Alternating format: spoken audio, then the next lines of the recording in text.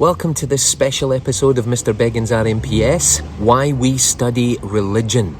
In this video, we're going to consider the importance of religious studies, but also what skills are expected of National 5 and higher candidates. It's perfectly human to wonder. It's what we do.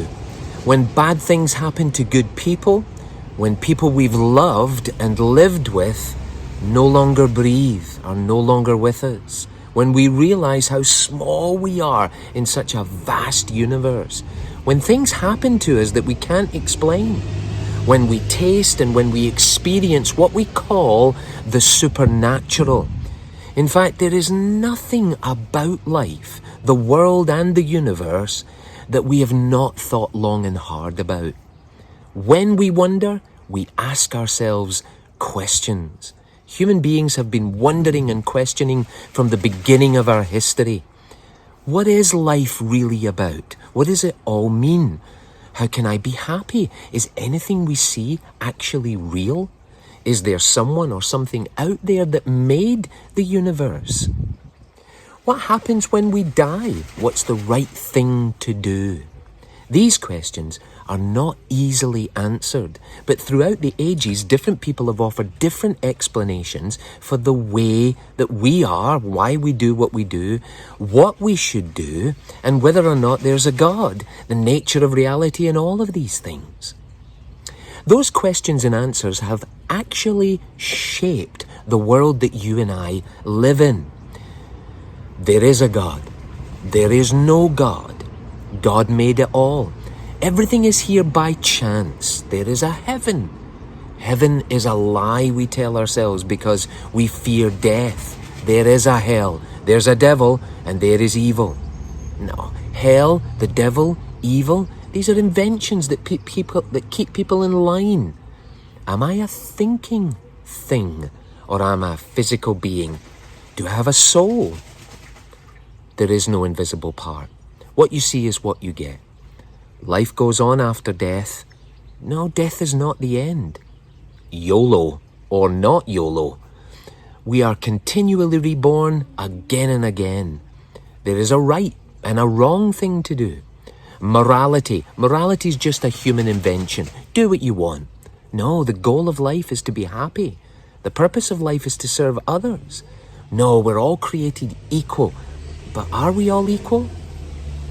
All of these ideas and everything in between are responsible for building and shaping the world we live in. Our pursuit of the truth, our search for answers, our quest for happiness, our journey even to the stars, our attempts to master and control nature and our environment, our hunger and our thirst for more, our need to better ourselves, our obsession with scientific advancement and progress, our dreams and our hopes and our wishes and our desires, our imagination which seems to know no limits, our greed, our lust, our love and our hate, our compassion and our kindness, good or bad, big or small, all of these things and much more besides are the reasons that the world is the way that it is. We wonder, we question, and all that thinking shapes our world, shapes our society, shapes our country. Long before the birth of science, a very modern invention, religion and philosophy were asking and answering these questions. And none of it has gone away.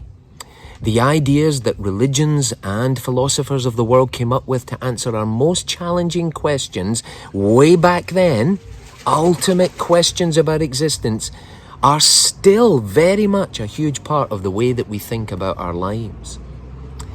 And before you think that science has replaced it all or somehow proven all of this religious and philosophical stuff garbage or wrong, then think again. Religion and philosophy still very much continue to shape the world we live in. Just like science, just like human beings, period, the impact of religion on our feelings, our lifestyle, and the actions that we take, good or bad, sometimes in the middle, fuzzy, grey, or clear and sharp, all of that is shaping the world in which we live in. Religion is complex. It is thousands and thousands of years of storytelling, wondering, questioning, answering, creating and imagining, living and breathing and being. Whether they are some of the world's oldest religions, like Hinduism and Judaism, to some of its newer traditions like Buddhism, Christianity, Islam, and Sikhism, they are all of them enriched with tens of thousands of years of human history behind them. Because religion and philosophy, like birth and death, love and hate, family and friendship, have been around since the beginning. From the moment that we could think in ways that other animals could not, religion, philosophy, morality have been a fundamental part of what it means to be human.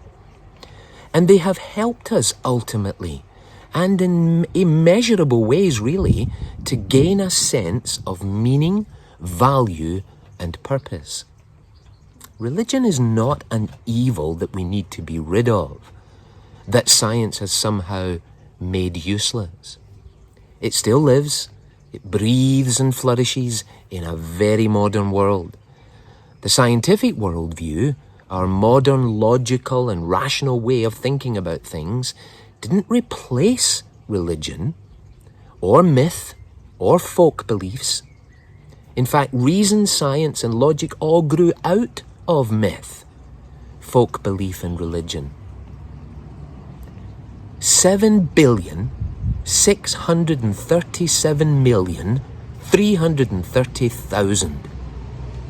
That's how many people there are in the world right now, approximately. 1,193,750,000.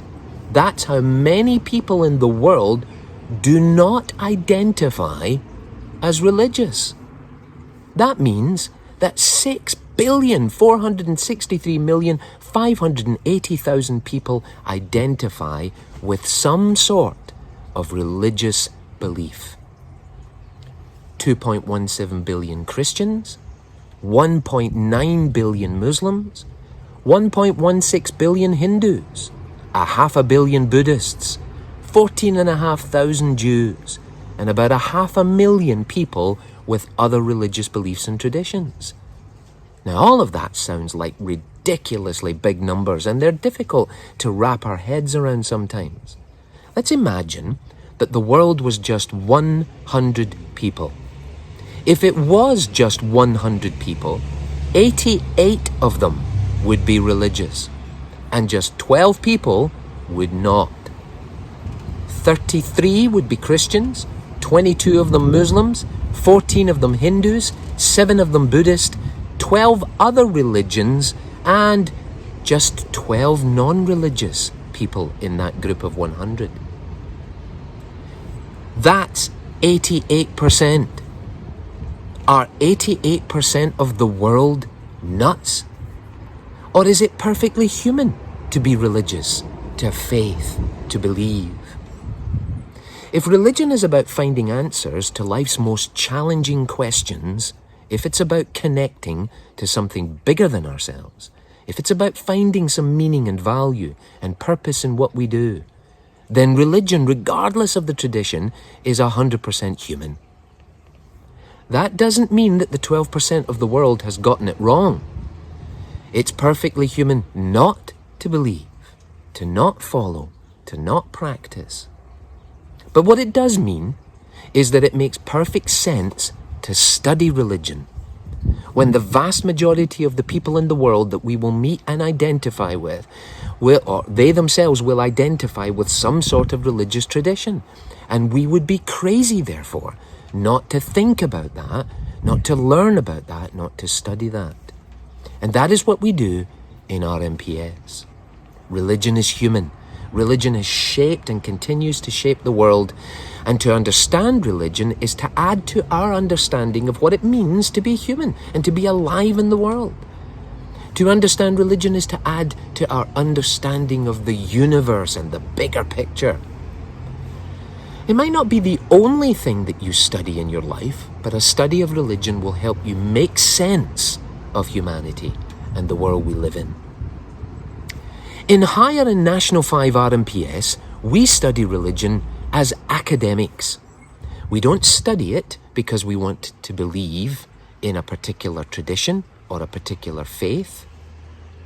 It might help us discover something about the truth and ourselves and the world we live in, but whatever that may be, we ultimately study it to gain a better understanding and hopefully to live a little bit wiser in the world and maybe make the world a better place. It can help us gain that study a better sense of who and what we are. In National 5 and Higher RMPS, you will be expected to analyse and evaluate the world religion that we study. And that means considering the impact of the religion in the world. In particular, its impact on feelings, lifestyles, and actions. To help us visualise this, imagine these dots represent information. Details, facts about whatever it is that you're studying. Now, if I add a little colour to these dots so as to light them up, that represents our understanding of those facts and that information. Turning knowledge about something, anything, into understanding is to illuminate it, light it up. It's like shining a light, if you like, on the facts so that other people too can learn those facts. In other words, can you communicate that information? Can you put that knowledge into words in such a way that it would help someone else gain that knowledge? That is understanding. The very brilliant Samuel Chadwick, who was a minister in North America with the Methodist movement, once said, "Thoughts untangle themselves when they pass through the lips and the fingertips." There are two ways that you can easily increase and demonstrate your understanding: with your lips and with your fingertips. What seems confusing now will ultimately unravel itself and make more sense when we first write about it, putting it into our own words wherever possible, and second, when we talk about it. Now, who can we talk to about it? Well, friends, family, the people we live with, but better still, your classmates. We'll talk more about how we can do that later. You can even just talk to yourself, though. Sometimes saying something out loud really helps to see whether or not that thing actually makes sense.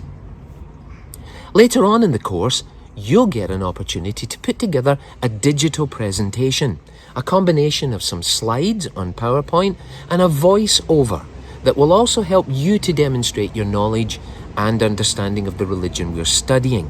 But more on that later. So, the dots represent knowledge of facts. Lighting them up, colouring them represents our understanding of those facts. But now, if I draw lines so as to connect those dots, this might represent analysis. By making connections between the various pieces of understood facts, we are effectively analysing them. This idea is linked to that idea. This concept is an important part of that concept, and so on. These lines might also represent my ability to see strengths and weaknesses in the ideas and in the concepts that I'm studying. But when studying religion, what's even more important is studying its impact, the impact of that religious belief and practice in the world, in the real world, on feelings, lifestyles, and actions. When we analyze an idea connected to a religious tradition, we can begin by stating what impact that concept or belief or practice has on people in the real world. How has it affected their feelings, their lifestyles, and their behavior? Are they living and thinking that way because of these ideas? Being part of a religious tradition changes you. Whether you are wholeheartedly involved in it or just sitting on the fringes. Whether you consider yourself a devout and committed follower or if you're just going along with a few of the ideas. It can profoundly affect the way that we feel about people and the world. It can make us feel safe and secure if we're talking in positive terms in a very uncertain world. It can provide hope about an uncertain future. It can make us feel like we belong to something much bigger than ourselves. It can make us feel confident, even responsible for something. It can stretch us and challenge us and inspire us to do good and great things. Make the world a better place. And it can have negative impacts too, of course. It can often make people feel ashamed or worried or guilty.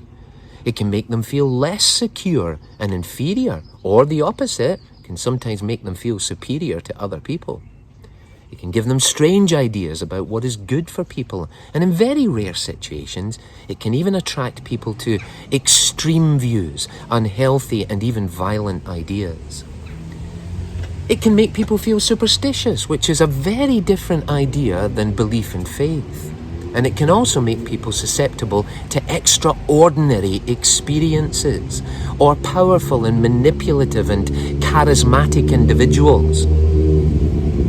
When it comes to lifestyle, religion can positively affect people just as it does their feelings. For example, it can make people feel less materialistic. It can make them less concerned about things like fame and fortune and Western ideas of success. It can change bad habits, turning people's self-destructive lifestyles around and making them more productive members of society.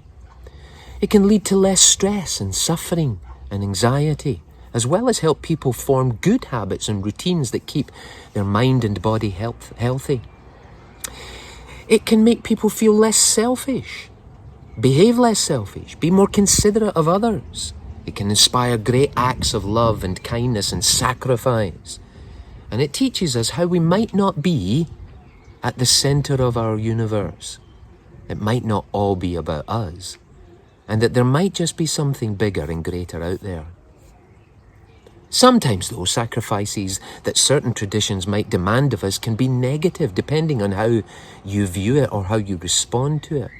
Leaving your family behind to pursue a life of isolation or meditation, just as Siddhartha Gautama did in the stories in Buddhism that we've been looking at. Leaving your family behind to pursue that kind of life can be misinterpreted, and not everyone would understand it positively. Giving away all your possessions, all of that can be viewed as either good or bad. Many people might see the decisions that religious followers make as extreme and not helpful.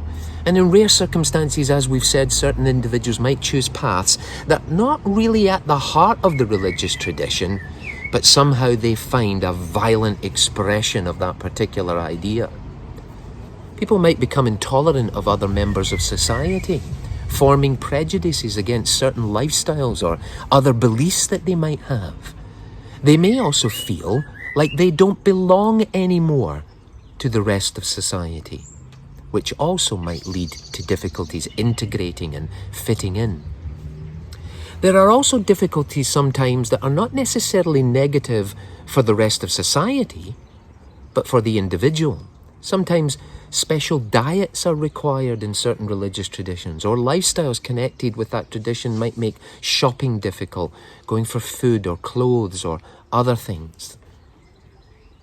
And then there is the question of relevance. When we talk about the impact of religion, it's important to talk about why people do things, what their motivation is in the actions or deeds themselves. People will live differently based on what they believe.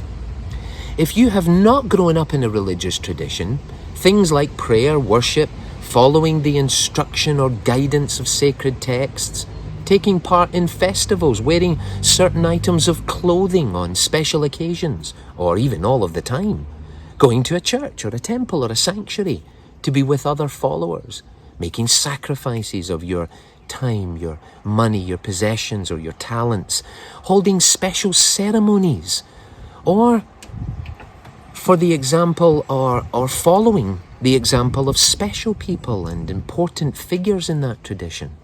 And all of that might seem strange if you've not been a part of it. For others, they live like that all of the time, and it's very much a normal part of life for them.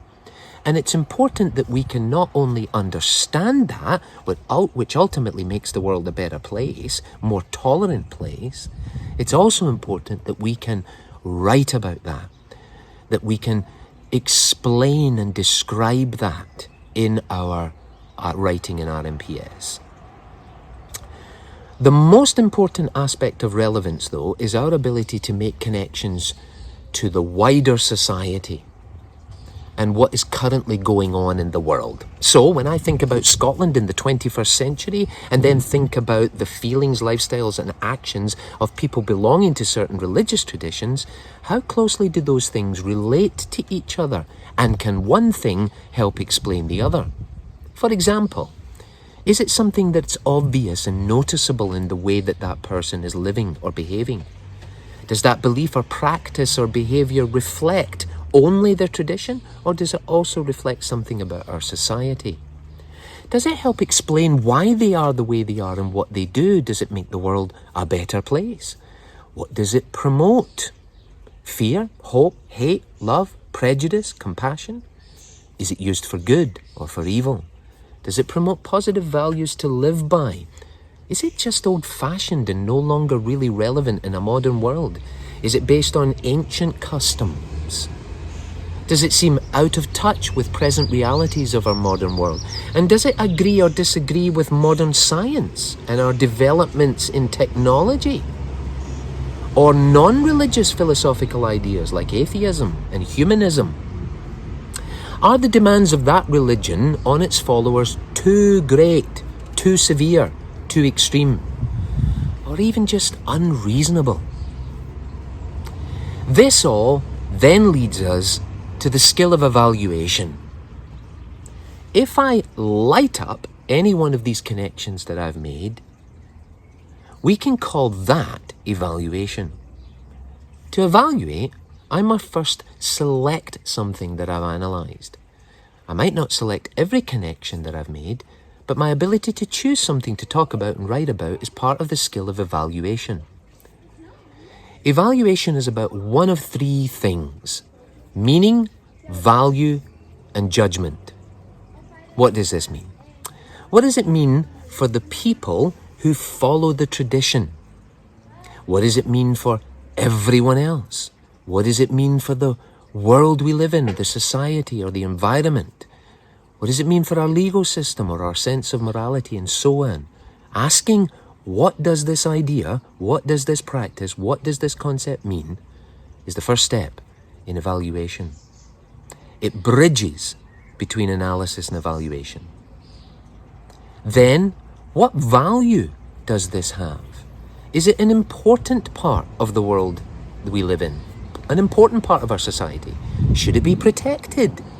That right, that belief, that faith, that practice, that tradition. How valuable compared to other ideas is this to those who follow the religious tradition that we're studying? What contributions has this idea or practice made to the world? Has it positively or negatively impacted the values and morals of society? And then to judgment. What do I think about this? Is this a strong or a weak argument? Is this a good or a bad idea? Is this a positive or negative behavior? Is it a relevant or irrelevant practice? Is it necessary? Is it unnecessary? And so on. When you write about what you think, you don't always have to say something like, I think this is a strong argument because, or I think this is a positive practice because. And while that's okay, you can also explain it in terms like this. You can simply just say, this is a strong argument because, or this is a positive practice because. Exactly the same thing, but without the I.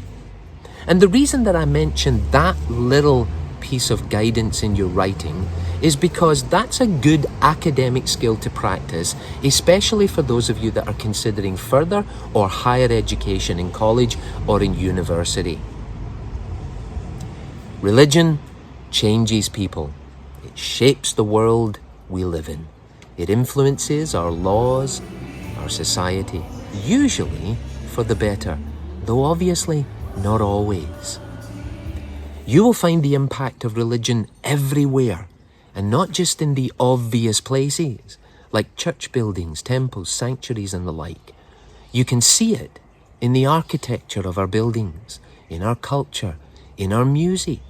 You can hear it in our poetry and in our literature. You can see it in the founding documents of great and powerful countries, in the heart of communities, small and large, in charities, in medicine, in the way that we bury and remember our dead, in the laws that govern our society, in our sense of right and wrong, in our beliefs, in our festivals and celebrations, in the way that we keep time, in our calendars, in the way that we punish crime, in the things that we value and hold dear as a society, even in our food and in our drink, in the way that our families are structured, in education, in the way that we are raised and brought up, in the development of certain technologies too. And, as I began with, in the way that we wonder and think and question. It is all around us. It is rich, powerful, meaningful, and important. And when we better understand the religious traditions in our society, we better understand the world we live in and the people who inhabit it. I've prepared some notes to accompany this lesson that focus on the impact of feelings, lifestyles, and actions. You'll find those posted to the Glow group and to the Microsoft Teams group as well. Thanks so much for watching, guys. Later this week, lesson number 4 on Buddhism.